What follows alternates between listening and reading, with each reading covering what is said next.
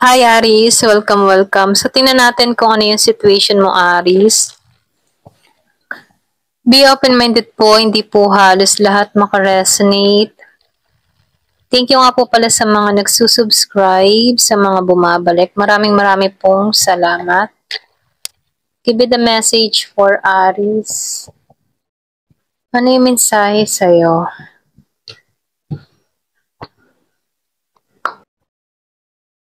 Wow. So, King of Pentacles, handa ka na, okay? So, andito yung energy mo ngayon, ano, na kung saan nakikitaan ko dito na matagumpay ka, successful ka, or pwede rin sabihin na stable ka, emotional, physical, and mental, ano. So, nakikitaan ko dito din yung pagiging mong masagana. Nandito ka ngayon, stable sa sitwasyon, wala kang mga problemang kinakaharap. So, nakikitaan ko dito na hindi ka, yung mga tipo na okay lahat, okay lahat ng nasa sayo, okay? So, wala kang pinoproblema. Yung iba sa inyo, no, ito lang yung nakikita ko, or pwede rin dito ka patungo, ano, sa pagiging stable. Tapos na ang alalahanin, tapos na ang problema, okay? So, dito, lumalabas dito, marami kang mga pinagdaanan sa buhay, ano? Ito lang yung nakikita ko. Hindi basta-basta yung mga pinagdaanan mo. Mahirap yung mga pagsubok na kinaharap mo.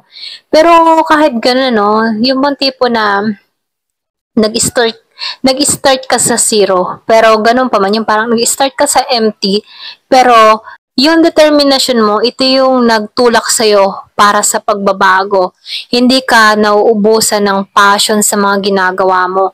So, nakikita ko dito yung pagiging mong determinado sa lahat ng gusto mo. Kung bakit nagiging kang stable sa panahon ngayon dahil sa sipag at tiyaga mo rito. Okay? So, nakikitaan ko rin dito, no, ikaw yung tipo din tao na mapagmahal, okay? So, yung iba sa inyo, meron ditong parating sa buhay mo, okay, na kung saan, ano, meron ditong mag-aaruga, mapagmahal sa'yo, okay? So, nakikitaan ko dito, meron ditong parating na kung saan pupuno sa'yo, okay? So, nakikitaan ko dito, no, kung umaasam ka dito ng pagbabago, relasyon, ganyan, meron akong nakikitang parating sa buhay mo na magbibigay sa'yo ng saya, okay? So, nakikitaan ko dito yung paglaya mo sa mga alalahanin, paglaya mo sa responsibilidad, paglaya mo sa mga sitwasyon, okay? Kasi nakikitaan ko dito, yung iba sa inyo, meron kang mga kinaharap dito, ano? Meron ka ditong mga tinanggalan, pwede rin sabihin, mga taong hindi na nakakabuti para sa paglago mo.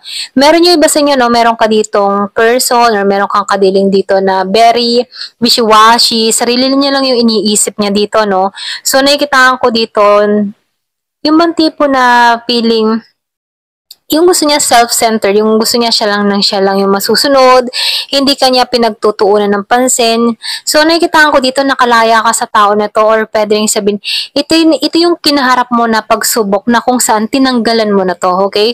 So, nakikitaan ko dito, yung iba sa inyo, kung meron kang anak mula sa tao na to, hindi nito ginampanan yung pagiging ama or ina para sa mga anak mo, na kung saan ano, inalisan mo na to, okay? So, nakikita ko dito, Aris din siya, okay? Pareho mo ding Aris, ganyan. So, hindi halos lahat, ano? So, dito, no, nakikitaan ko dito, nakaranas ka din ng hirap sa tao na to, no?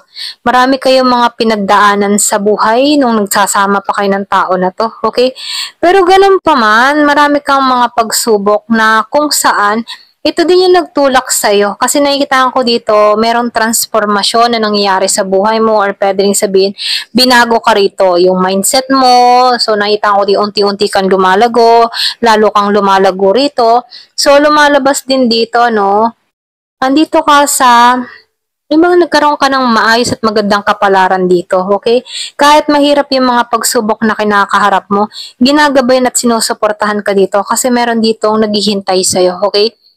So, nakikitaan ko dito, no, yung iba sa inyo, meron ditong pag-ulan ng biyaya, blessing, oportunidad, pwedeng trabaho, or pwede ring usaping kaperahan, ano. So, nakikitaan ko dito yung pagbuhos ng biyaya sa buhay mo.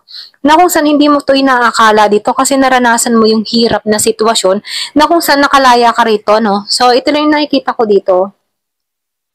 So, meron kang mga tatrabahuhin dito, pwede rin sabihin itong mga susunod na araw, meron akong nakikitang ditong tao na magiging busy, lalo-lalo sa kanyang pinagkakakitaan, ano.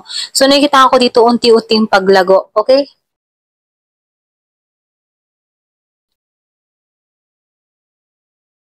So, meron ka ditong tatanggalan. Ito lang yung nakita ko. Yung ba sa inyo, naging kahinaan mo din yung tipo na hindi ka naging balanse sa kaperahan. Dumating ka din sa point na gano'n, ano. Ito yung pinanghinaan mo ng loob. Pero nakikitaan ko dito, ito din yung nagtulak sa'yo kung bakit nagiging kang matagumpay dito. So, nafe-feel ko dito, no, marami kang mga pinagdaanan na hirap dito. Meron akong nakikita ang tututo. Kung madalas mo makita yung tututo, kung sa panahon ngayon, pinanghihinaan ka ng loob, hindi mo pa to nakakamtan, ano? So, kung nakikita mo yung tututo, matatapos na to. Okay? May balancing parating sa buhay mo. So, nakikita ko din dito, no, yung iba sa'yo, meron ka ng mga tinanggalan, ano? Meron akong nakikita ang healing na nangyari sa'yo, okay? Yung iba sa inyo, mas pinalaya mo yung sarili mo para sa ikabubuti mo. Okay? So, nakikita ko dito yung healing energy or pwede rin sabihin na inaalagaan or inaaruga mo na yung sarili mo. Doon ka nakatuon, no, sa sarili mong paglago, sa pag-aayos mo. So, lumalabas dito, no, ito yung sumisiksik sa kaisipan mo. Kailangan ng pagbabago, kailangan ko na ng self-love, self-care, ano. So, nakikita ko dito ka nakatuon or pwede rin minumukay sa'yo dito na ito muna yung pagtuunan mo, no, para makalayas ng tuluyan sa mga sitwasyon na kinakarap. Kung ikaw man dito ay may karanasan or kabiguan sa pag-ibig rito. Okay? So, ito yung kabuang mensahe, ano, nakikitaan ko dito, magiging malaya ka na sa sitwasyon, okay?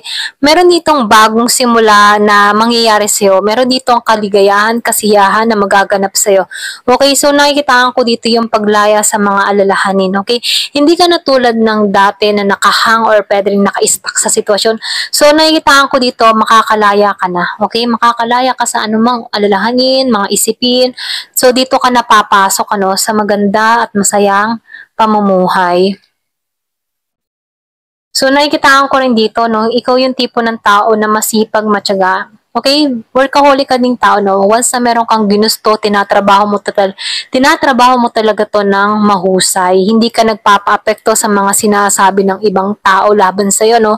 So, nakikitaan ko dito yung focus at determinasyon mo pag gusto mo magtagumpay. At ito yung magaganap sa'yo, no? Dito ka ngayon.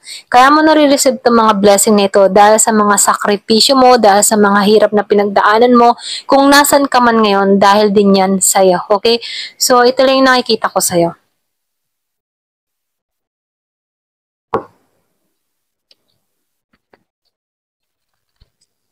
Give it a message for Aries. Meron ditong divine source. Yung blessing, mga biyaya, ipinagkalob sa'yo galing sa taas, okay? Galing sa Diyos, okay? Kumbaga, nakikitaan ko dito, tinutulungan ka dito na ma-achieve yung mga pangarap or mga minimithi mo, lalo-lalo na yung minimithi ng puso mo, no? So, nakikitaan ko dito, yung iba sa inyo, nagtitiwala ka na lang sa puong may kapal. Kumbaga, kahit may mga plano ka dito, ibang tipong may plano ka, pero hinahaya mo si God sa mga plano mo or kung halimbawa ay nakikitaan ko dito, kahit may plano ka, kung hindi pinagkakalob, hinahaya mo na yung plano ng Diyos ang kumilos para sa buhay mo. So, lumalabas dito, no, sinusurrender mo na lang ang lahat. Okay, ito rin nakikita ko, no.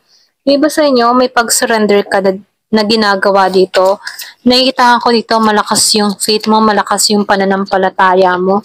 Hindi ka madaling sumuko, ayan. So, yung sinabi ko nga kanina, no, yung paglaya sa sitwasyon. So, nakikita ko dito, hindi ka na, yung bang tipong hindi ka na nasasakop ng nakaraan mo. Okay? Kumbaga, pinalaya ka dito, tinanggal ka dito sa mga masakit na experience mo, inalisan mo na to. Kumbaga, mas pinili mo yung makakabuti para sa'yo. Ayan.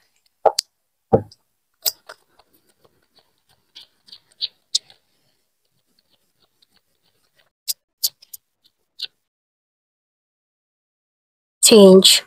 So, nakikita ko dito, no,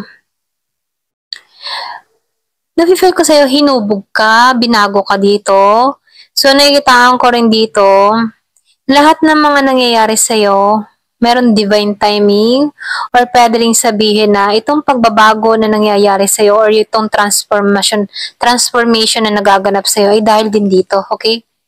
So, nakikitaan ko dito, hindi madali yung mga pinagdaanan mo, pero paglaya at pagbabago ang ipinagkakaloob sa'yo dito. Ayan. Kumbaga, ginagabayan ka dito sa tamang landas.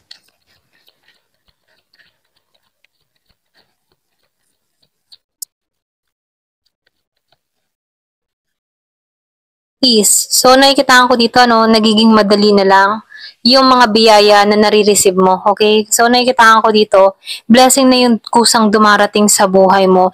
Hindi mo na kailangan magpakahirap dito kasi nakikitaan ko dito, madali para sa'yo na makuha yung mga bagay na gusto mo kasi sinurrender mo na dito eh. Alam mo yun? Sinurrender mo na dito lahat ng mga alalahanin mo, lahat ng mga problema dito. Kaya yung blessing dito yung maapaw sa ipinagkakalob sa'yo. Okay? Kasi yung pagtitiwala mo dito kay Divine, ito yung nananatili sa'yo. Ayan.